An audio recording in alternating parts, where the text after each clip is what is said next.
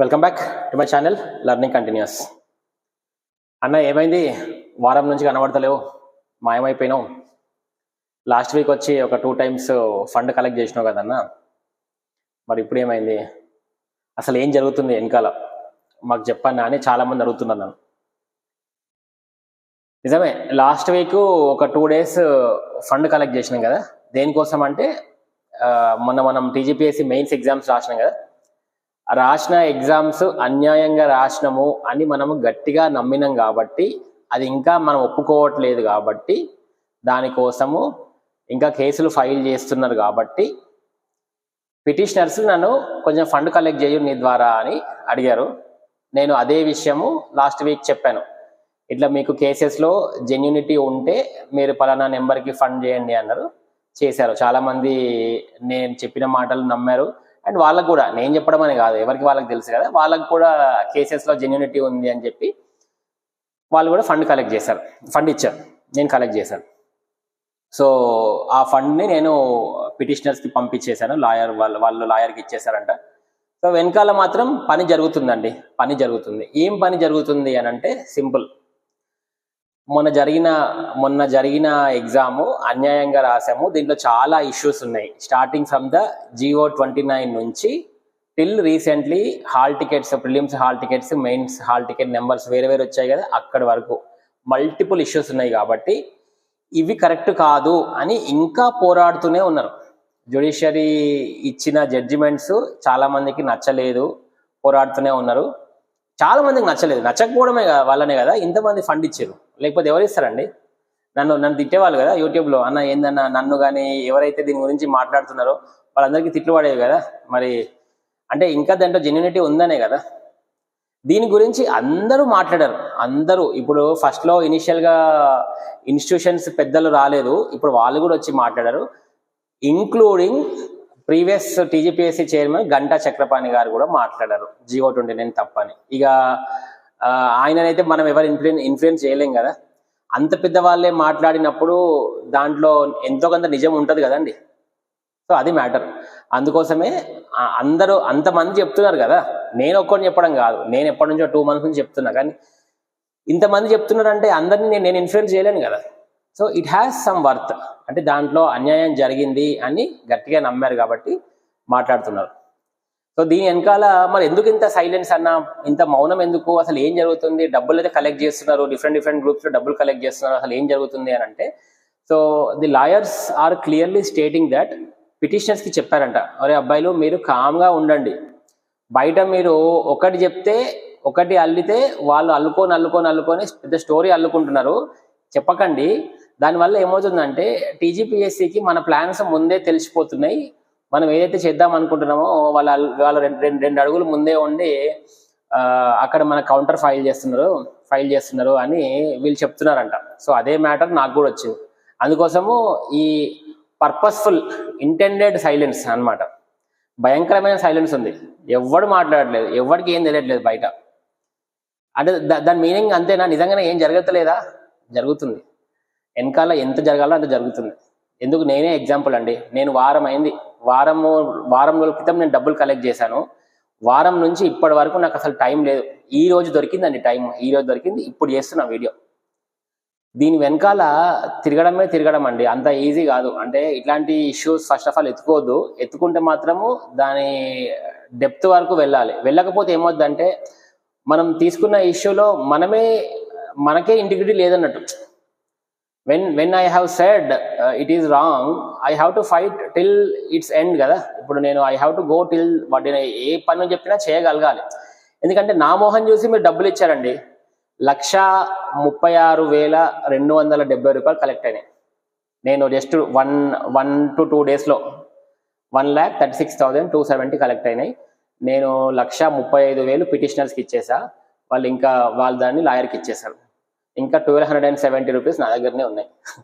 ఎందుకు చెప్తున్నా ఈ లెక్కలు అంటే ట్రాన్స్పరెన్సీ కోసము. ఇంకొకటి, పాపం నా మీద నెగిటివ్ ఉన్నారు కదా క్రిటిక్స్, వాళ్ళకి ఎప్పుడు అదే పని. పొద్దున నేను ఒక వీడియో పెట్టిన హ్యాపీ చిల్డ్రన్స్ డే అని, వీళ్ళు వచ్చి అది చూడు అన్న డబ్బులు తినేసిండు, మళ్ళీ వచ్చి ఇప్పుడు వీడియో పెడుతున్నా అంట. సో భలే ఉన్నారండి వాళ్ళకి, అది మాత్రం మర్చిపోతలేరు. సో వాళ్ళ కోసం అనమాట. సో వాళ్ళు నా శ్రేయోభిలాషులు. సో వాళ్ళ వల్లనే వీడియో చేయాల్సి వస్తుంది. వాళ్ళకి చెప్తున్నా, ఇప్పుడు నా దగ్గర ఇంకా 1270 రూపీస్ మీ ఉన్నాయండి నా దగ్గర. ఏమైనా చేయగలుగుతారా మీరు? ఏమైనా చేయగలుగుతారా? డబ్బులు ఇచ్చిన వాళ్ళు ఏమో కామ్గా ఉన్నారు, నన్ను నమ్మి ఇచ్చారు, ఇందులో ఇంజస్టిస్ ఉంది అని నమ్మి ఇచ్చారు. అరే ఆదిత్య అన్నకు డబ్బులు ఇస్తే నిజంగానే నేను తిన్నా అనుకుందాం, ఆదిత్య అన్న తిన్నాను అనుకుందాం, అయినా కానీ వాళ్ళకి లేని బాధ మీకు ఎందుకండి? వాళ్ళకి లేని బాధ మీకు ఎందుకు? ఎందుకు వచ్చి పబ్లిక్ రెచ్చగొడుతున్నారు? టైం ఎందుకు వేస్ట్ చేసుకుంటున్నారు మీరు? You are wasting your time unnecessarily. వాళ్ళని రెచ్చగొట్టి వీళ్ళని రెచ్చగొట్టి అవసరమే లేదు.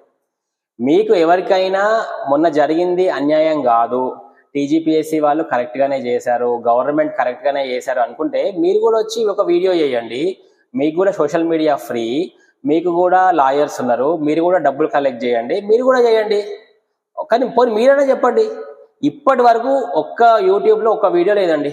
ఏది ఒక జియో 29 సపోర్ట్ చేస్తూ కానీ ఇది జరిగింది అన్యాయం కాదు కరెక్ట్గానే జరిగింది ఒక్కోరు పెట్టలే ఇప్పటిదాకా. అంటే దాని అర్థం ఏంటండి? What is that meaning? అందరూ నెగిటివ్గానే ఉన్నాయి, కానీ show me one video where ఇదంతా కరెక్ట్గానే జరిగింది, సవ్యంగానే జరిగింది, అన్ని కరెక్ట్గానే ఉన్నాయి, జియో 29 కరెక్టే, 563 పోస్టులని 503+60 అది కరెక్టే, ఎస్టీ రిజర్వేషన్ 6 to 10% కరెక్టే, స్పోర్ట్స్ కోటా కరెక్ట్. ఒక్క వీడియో ఉందా అండి ఒకటన్నా?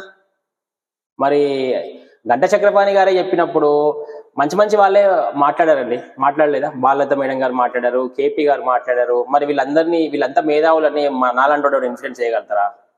వాళ్ళు దాంట్లో సత్యం ఉందనే కదా వాళ్ళు గ్రహించి వాళ్ళు మాట్లాడారు. మరి వాళ్ళని గౌరవించాలి కదా అట్లా. సో నేను అదే చెప్తున్నాను అన్నమాట. దీంట్లో ఇంకా న్యాయంగా పోరాడుతున్నారండి, ఇంకా న్యాయంగా పోరాడుతున్నారు. దానివల్లనే ఇంత సైలెన్స్. కానీ నెక్స్ట్ వీక్ అప్డేట్ వస్తుంది, మీరు అప్పటిదాకా కొంచెం ఓపికగా ఉండండి. మీరు అనుకోవచ్చు ఏం జరుగుతలేదు అనుకోవచ్చు, కానీ చాలా జరుగుతుంది. అప్పటికంటే ఇప్పుడే ఎక్కువ జరుగుతుంది. అందుకోసమే కదా ఇంత సమయం లేదు, ఇప్పుడే ఎక్కువ జరుగుతుంది. ఏం జరుగుతుంది అంటే నేను ఏం చెప్పను, ఎందుకంటే చెప్పొద్దన్నారు కాబట్టి. అది కరెక్ట్ కూడా కాదు, దట్ ఈస్ నాట్ కరెక్ట్. అయితే మీరు సినిమా చూసారండి, దువ్వాడ జగన్నాథం, డీజే అల్లు అర్జున్. దానిలో ఒక డైలాగ్ ఉంటుంది, మంచి చేసేవాడు మంచి మాత్రమే చేయాలి, కానీ తను ఎవరో చెప్పుకోవాలని ట్రై చేయొద్దు అనమాట. మంచిని మాత్రమే చూడు అంటాడు కదా హీరో. సో మంచి కనబడితే చాలు, ఆ వ్యక్తి కనబడాల్సిన అవసరం లేదు. ఇప్పుడు అదే జరుగుతుంది వెనకాల కూడా. People are really working hard. చాలా మంది ఉన్నారండి. నేను ఒక్కొని యూట్యూబ్లో వాగుతున్నా కానీ నా వెనకాల చేసేవాళ్ళు చాలా మంది ఉన్నారు. పాపం వాళ్ళు చెప్పట్లేదు, నేను ఒక్కొని ఫేస్ లాగా కనబడుతున్నా, కానీ people are really struggling, fighting. So వాళ్ళు ఎవరో తెలియదు, కానీ they are all working for the benefit of the aspirant community. Benefit of aspirant community అంటే ఏంటిది? మళ్ళీ ఇక్కడ మనం ఒకసారి గుర్తు చేసుకుందాం. Benefit of the aspirant community అంటే మనం బేసికల్గా పోరాడేది దేనికోసం పోరాడుతున్నాం అంటే, అరే మనకు మెరిట్లో వచ్చిన వాళ్ళకే జాబులు రావాలి, ఎవరికైనా రాని, మెరిట్లో వచ్చిన వాళ్ళకే జాబులు రావాలి, యాజ్ పర్ ద కాన్స్టిట్యూషన్ ప్రకారమే ఉన్న వాళ్ళకే రావాలి. కానీ ఇప్పుడు జియో 29 ప్రకారము అది జరగట్లేదు. అదే కదా మనం పోరాడేది, మెయిన్ ప్రాబ్లం అదే కదా. ఈ పాయింట్ ఎన్నిసార్లు చెప్పినా కానీ పీపుల్కి ఇంకా అందులో ఉన్న లోటుపాట్లు అర్థం కాక, అన్న ఇంకా ఎన్ని రోజులు రాయాలి, ఇంకా ఎన్నేళ్ళు రాయాలి, మాకు సమయం, మాకు ఇది లేదు అని. అరే మీకు అర్థం కాని విషయం ఏంటంటే ఇంకా అర్థం అవుతలేదు. అరా బాబు, ఎగ్జామ్ రాయడం కాదురా కాన్సెప్ట్, జాబ్ రావడం కాన్సెప్ట్. ఇట్లా ఇప్పుడు మొన్న జరిగిన అన్యాయాలతో ఎగ్జామ్ రాసినా, నువ్వు ఎంత అద్భుతంగా రాసినా నీకు వస్తుందన్న గ్యారంటీ లేదు. నువ్వు రాసి పాప నువ్వేమనుకుంటావు అంటే నీకు సచ్చేదాకా తెలియదు నువ్వు ఎగ్జామ్ నీకు ఎందుకు క్లియర్ కాలేదు అంటే అన్ని అన్యాయాలు ఉన్నాయి, అన్ని జరిగినాయి, కానీ మనకు తెలియదు. మీరేమనుకుంటారు, నాలాంటి వాడు వచ్చి ఎవడో రెచ్చగొడుతున్నాడు, మేము ఎగ్జామ్ రాయొద్దా, ఇంకెన్నేళ్ళు, ఇప్పటికే 3 ఏళ్ళు 4 ఏళ్ళు. అసలు నాకు ఆ వాదననే అర్థం కాదు, ఇప్పటికే అర్థం కాదు ఆ వాదన ఏందో. మరి ఆ మూర్ఖపు వాదన అది తెలియదు. సరే, అందుకు నేను ఓన్ అండి, that is not the my point. But what I'm trying to tell is people behind the back or working really hard. ఏమేమి చేయాలో అది చేస్తున్నారు. ఇంకొక 3-4 డేస్, ఒక వారం ఆగండి. ఎనీవేస్ 28th కూడా ఉంది, ఈ లోపల జరగాల్సింది జరుగుతుంది.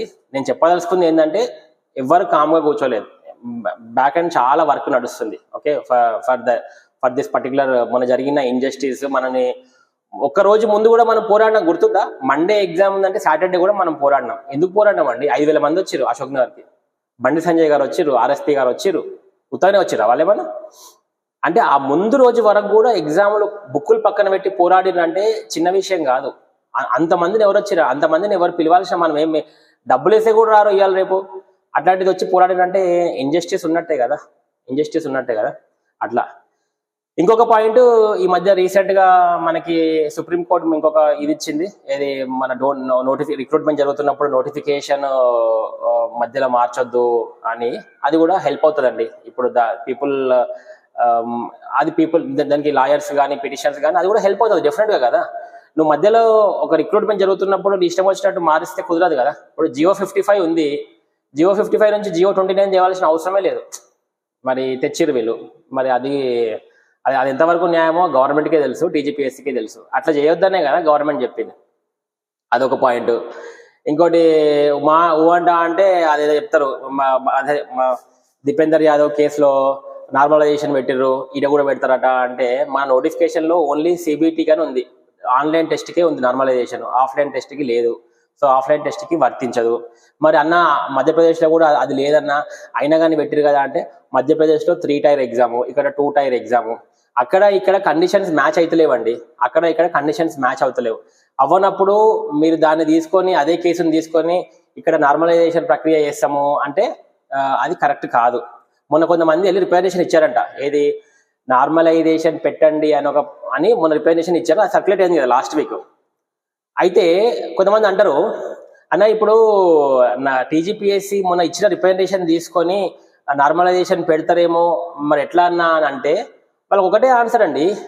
వీళ్ళు మొన్నిచ్చి రిప్రజెంటేషన్ నార్మలైజేషన్ కావాలి అని మేము నెలన్నర క్రితం ఇచ్చినాం. ఏమని, ముందు ఏదన్నా ప్రాబ్లం అయ్యి నార్మలైజేషన్ పెడితే పెద్ద దెబ్బ అవుతుంది, నార్మలైజేషన్ ప్రక్రియ రావద్దు అని మేము 1.5 month ఇచ్చినాం రిప్రజెంటేషన్. ఒకటి కాదు, 3-4 ఇచ్చినాం. మరి ఎవరు కరెక్ట్గా ఉన్నట్టు? ఒకవేళ టీజీపీఎస్సీ వీళ్ళ నార్మలైజేషన్ యొక్క రిక్వెస్ట్ని తీసుకుంటే మాది కూడా తీసుకోవాలి కదా. మేము అంతకంటే ముందే చెప్పినాం కదా. So I don't think so normalisation అనే కాన్సెప్ట్ రాదండి, డెఫినెట్గా రాదు. ఎందుకంటే అది మనది ఆన్లైన్ ఎగ్జామ్ కాదు first of all. Second thing, we have given multiple representations to Nicholas sir 1.5 month back, clearly stating that there is a scope of normalisation. మీరు normalisation అంటారు, తర్వాత ఏదో అంటారు, అది వచ్చిందంటే కూడా పెద్ద అన్యాయం జరుగుతుంది, అది చిన్న విషయం కాదు అని ఎప్పుడో చెప్పినాం, ఎప్పుడో యాంటిసిపేట్ చేసినాం, ఫోర్కాస్ట్ చేసినాం, ప్రిడిక్ట్ చేసినాం, చెప్పి అట్లా జరగొద్దని ముందే రిప్రజెంటేషన్ ఇచ్చినాము. దానికి టీజీపీఎస్సీ కూడా ఆమోద ముద్ర కొట్టి ఇచ్చింది.